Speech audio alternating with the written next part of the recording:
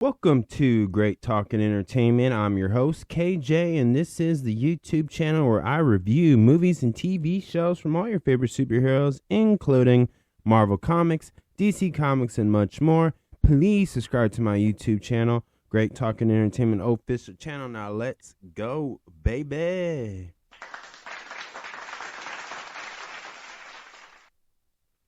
Welcome back to the YouTube channel, everyone. My name is KJ, and today is my spoiler review as I continue on the new series on Netflix, which is called The Abandons. This is my episode 3 spoiler review. If you have not seen this show, please pause this.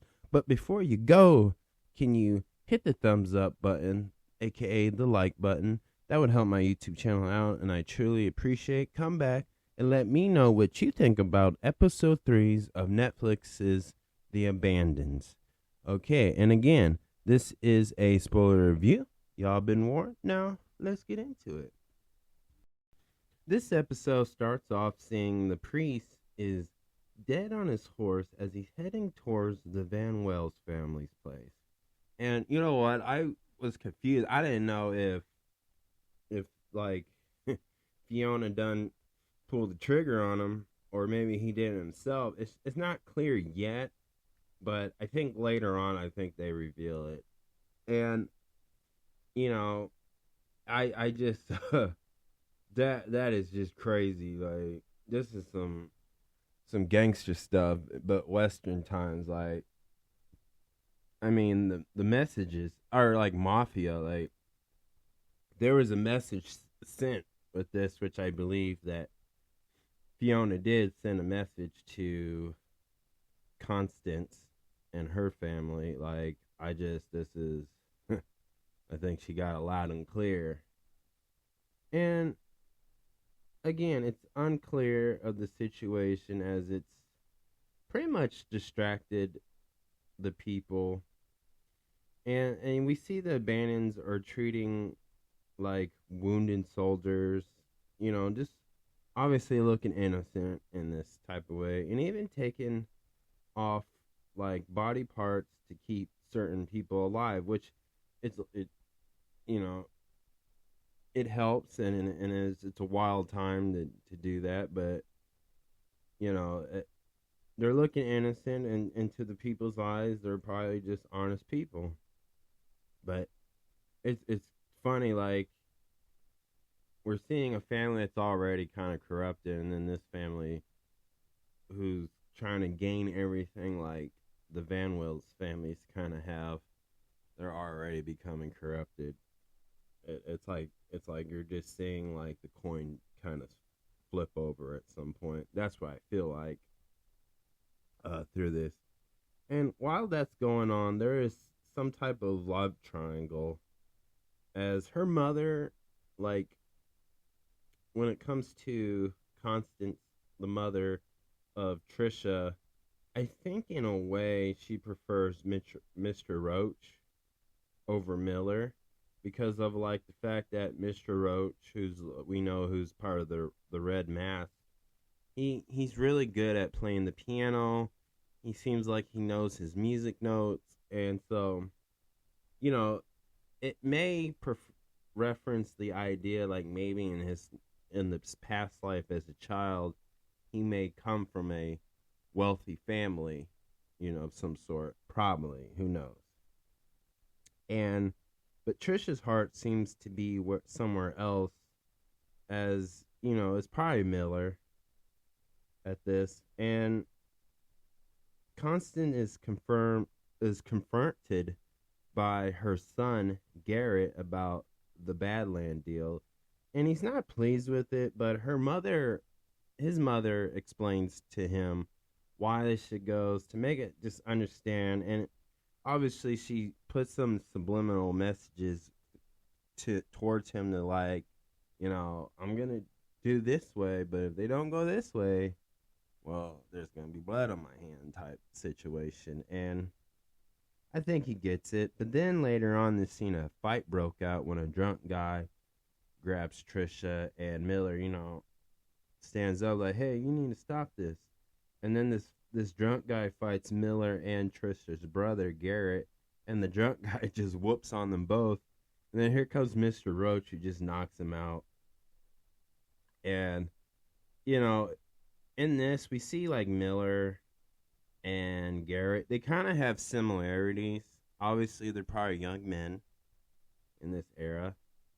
They're probably trying to, they're having their growing pains, trying to figure out who they want to be in life, right? Because the show does have that soap opera feel. This does have that young adult teenagers type feel, like, they don't want to become their parents. They don't want to live the same life as their mom or dad. And, Miller and Garrett do show this personality trait of they don't want to be like their fathers, too, as we learn later on in different episodes. But, it has that type of format and vibe to it throughout this scene.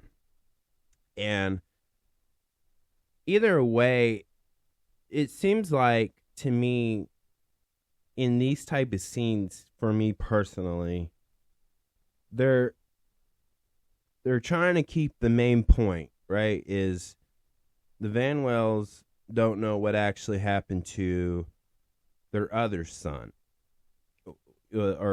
slash brother, but the Abandons and that whole group of people know what actually happened, and they're trying to stay on point. But then this story takes a side quest turn where we have this love triangle, right? And this has that Romeo and Juliet type vibe to it as well. And sometimes to me, like, it was just placed at the wrong time in this scene, but it's not a big deal. But I think I would just prefer to just continue the main story of what's the main reason why they're trying to avoid this family. But I get it.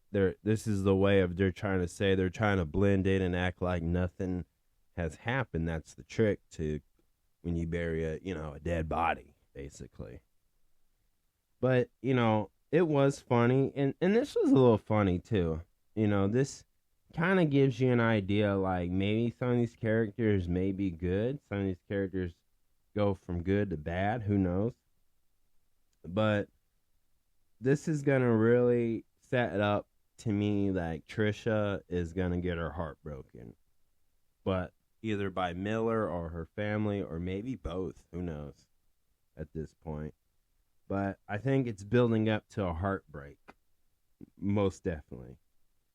And that's why they put this scene in there, because is Trisha going to be the main character who's going to be the deciding of how her family should handle the abandoned family? It could be one of those. So that's why I think that's why they added this scene in this episode, for that purpose.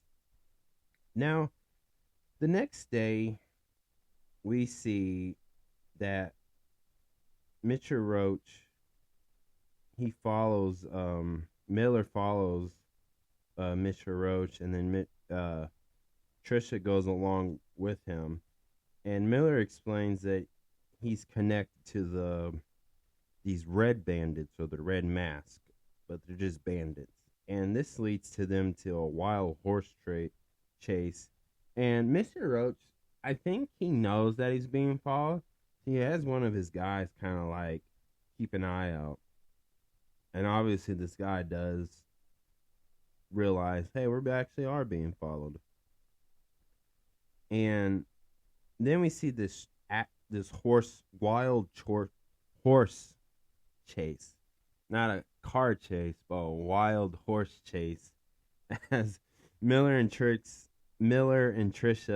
escape the bandits, as Constant meets up with this native tribes that for a partnership to work together, and all this native tribe wants is some weapons.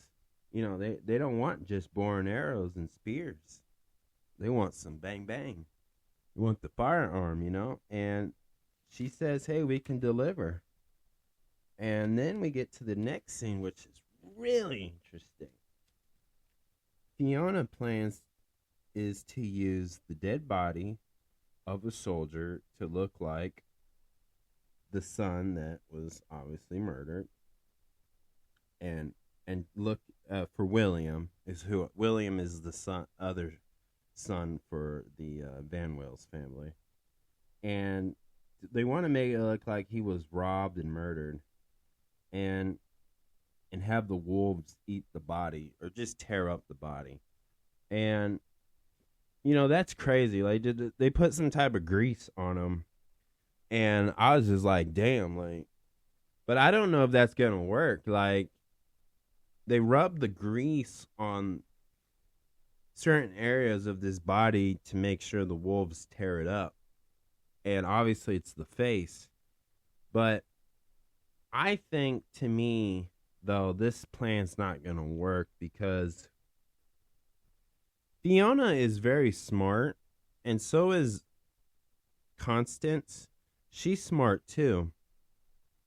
But I think what they're going to show is their mother instincts knows is where they trust the most. These women both trust their mother instincts.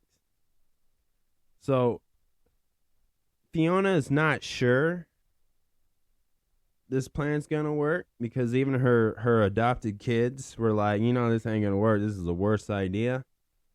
But Fiona feels like this is the only way to go with it. But I think this delays the idea of it to keep the Van Wills family off their backs a little bit. But I don't think it's gonna last long. But I think Fiona knows that Constance will eventually figure it out. But at least this gives Fiona some more time to come up with more schemes. Again, this to me, based off of 3 episodes, this shows like 2 mothers who are just trying to do right for their family and give their kids a better future, a better chance. Secure, to make sure they have a good future. And we're just seeing them, both women, they don't have a husband in their lives, and they kind of have like the same reason, it seems like, why their husbands are no longer around in certain ways. But, this is an eye for an eye type thing. And it's going to be very interesting. I think the priest thing was heartbreaking for Fiona. But now Fiona was like, okay, that's what you want to play? Let's play. So they're kind of like, in their own ways, they know each other. They know that some way, somehow, they are the cause of these particular problems or situations, and they're just sending each other subliminal messages that each family don't even realize it. Like, I think Constance's kids, they don't even realize what their mom's doing. And then same for Fiona, her kids don't even realize what she's doing. And they're both just unknowingly, but this is what alpha women would do. And I love it. I think this is the most interesting, dramatic drama show that I've seen on Netflix for this year so far, and I like it. So, to me, this episode really, the ending is really intriguing, and I'm really excited what's going to happen next in episode 4. Because, like, did the wolves do wolf stuff to it? Is this body going to be tore up enough where maybe she doesn't realize it? Maybe she believes that's William. Like, can Fiona one-up her in that? But I personally think no. And I think Fiona knows that too. But, they're really both good at keeping a good poker face from this particular part. So I can't really wait. I can't wait to see what happens next. But this episode again was really good. I like what they're doing, but I just noticed sometimes, and I know they gotta always have a love This is definitely gonna have like a love story, a love triangle, a plot twist, and they're gonna have revealing new characters showing up. That's gonna change the story, and it's gonna feel like a roller coaster. But sometimes that roller coaster gets a little too bumpy, a little too sloppy, and it shows. You can kind of see it through here, and I think there was some scenes cut again through this, but it's not a big deal. But other than that, if I had to give this an episode a 1 out of 10, I'm gonna give it a 6. Really good. It's a really good episode. I just think that to start off with the main plot of this show, and then just go off to a different way with it, I think if we had more scenes with Fiona coming up with this plan, like they showed a little bit, like obviously when that soldier didn't make it, she had the idea, but I would love to see a scene if maybe she purposely didn't really save him. I think Fiona could have saved that soldier, but I think she purposely just let him slowly die. That's what I think is actually what happened. And I would love to saw a scene like that be played, but that's what it feels like. But I think they may have cut that out. Who knows? But that's why I'm only giving a 6, because they weren't clear. Now, it could have been naturally caused, but I think the natural cause death, because they were attacked, obviously, by that native tribe in the beginning. But I believe personally, in theory, that maybe Fiona, again, she purposely actually didn't really save him. That's what I think. But I wish they were just a little bit more clear on that, if she did or didn't. But that's my spoiler review, y'all. Thank you so much. Please subscribe to my YouTube channel, Great Talking Entertainment Official channel. Subscribe, hit that notification button so you guys be updated with all my latest content. Thank you guys, and peace out.